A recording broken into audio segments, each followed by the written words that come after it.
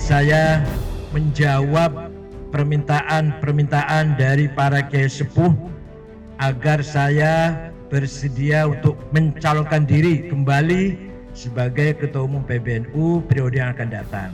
Beberapa kiai sepuh antara lain Maulana Habib Lutfi Pekalongan, Tuan Guru Turmudi Lombok, Kiai Haji Muhtadi Banten, Hadratus Syekh Kiai Dimyati Rois Kaliwungu Kendal, Gus atau Kiai Ali Masyhuri Tulangan Sidoarjo, Kiai Basuni Tasikmalaya.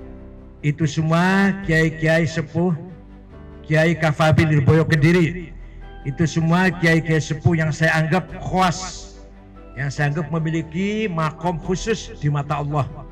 Sehingga setelah datangnya permintaan dari para kiai dan begitu pula permintaan dari para pengurus PWNU seluruh Indonesia dan beberapa cabang NU, saya berpikir panjang, bertafakur, merenungkan kembali apakah permintaan itu saya ikuti atau tidak, dengan melakukan istikharah dan ziarah ke makom-makom para aulia. Antara lain saya ziarah ke luar Batang dan ziarah ke Sunan Gunung Jati, ziarah ke Sunan Ampel Surabaya, ke Syekhuna Khalil Madura Bangkalan, ke Kiai Lirboyo, Kiai Hasyim Asy'ari, Kiai Wahab Hasbullah, Kiai Bisamsuri, Kiai Zainuddin Mojosari, ke Gus Dur. Saya setelah cukup ziarah, saya anggap cukup ziarah ke para aulia itu, saya mendapatkan ketenangan hati, ketetapan hati. Saya terima permintaan atau perintah dari para kiai sepuh itu. Permintaan sebagian besar para pengurus wilayah dan PCNU untuk meneruskan kembali program-program NU dalam 5 tahun ke depan. Antara lain menuntaskan program-program terobosan yang telah kita rintis, pembangunan Universitas NU dan ITS NU yang sampai hari ini sudah 43, ketika periode Menteri Pak Nuh 24, periode Menteri Pak Nasir sampai ke 38, periode Pak Nadiem ini ditambah 5 jadi 43. Kemudian program pengiriman mahasiswa S1, S2, S3 berbagai bidang sains dan teknologi ke Eropa, Amerika, Australia, Rusia dan Cina dan India. Dan yang jurusan agama ke Maroko, Al-Azhar Mesir dan ke Saudi Arabia. Itu semua katakan kita teruskan agar lebih bermanfaat lagi, mencetak kader-kader NU yang handal, yang betul-betul memahami agama Islam sebagai agama kemanusiaan, agama peradaban, agama kebudayaan, bukan hanya pemahaman teologi dan syariat saja. Juga kemandirian ekonomi, digitalisasi, database dan layanan bagi warga NU, insya Allah akan kita teruskan, kita sempurnakan, kita tingkatkan, yang sekarang sudah kita mulai dari periode sekarang ini. Yang penting lagi adalah riayatut turath, menjaga akidah, amaliyah, fikrah dan harokah NU dalam bingkai wasatiyah, moderat dan tasamuh, toleran. Jadi NU sejak dulu sampai sekarang pemimpinnya boleh berganti, Rois Amnya berganti, ketua umum ganti-ganti, tapi prinsip wasatiyah dan tasamuh tidak pernah berubah.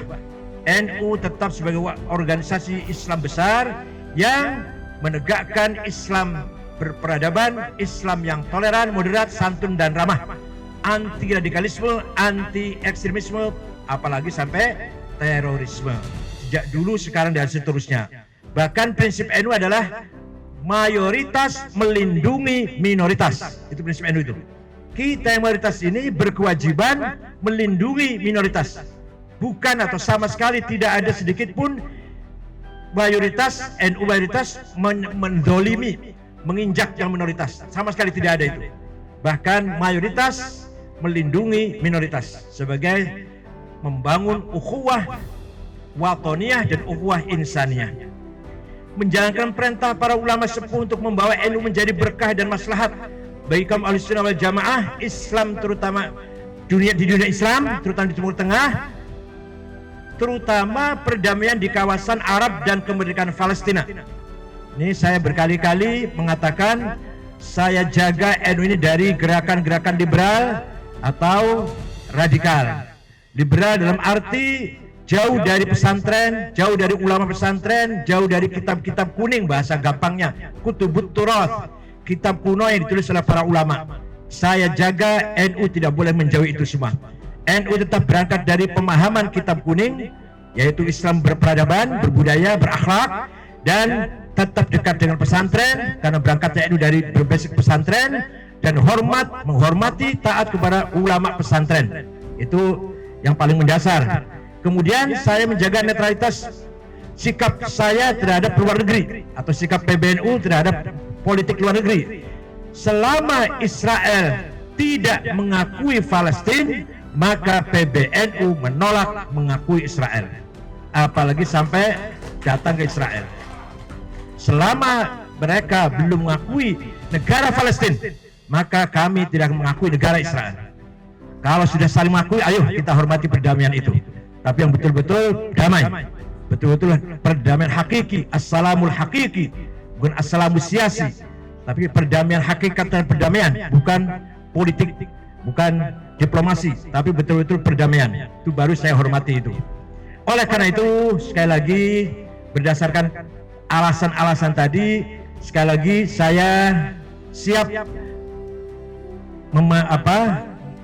mentaati perintah para kiai sepuh dan mengkabulkan permohonan para pengurus wilayah dan para pengurus PCNU agar saya siap dicalonkan kembali sebagai ketua PBNU di muktamar akan datang. Dan kami pun sangat hormat, sangat respect kepada Presiden Jokowi sebagai Bapak Infrastruktur. Itu Presiden Jokowi itu kita bergelar, saya yang punya ide bergelar Bapak Infrastruktur. Terutama sekali juga sukses menangani COVID-19 ini. Termasuk negara yang paling sukses, kelima apa ya di dunia? Sedunia kelima. Urutan kelima negara yang paling sukses menangani pandemi COVID-19.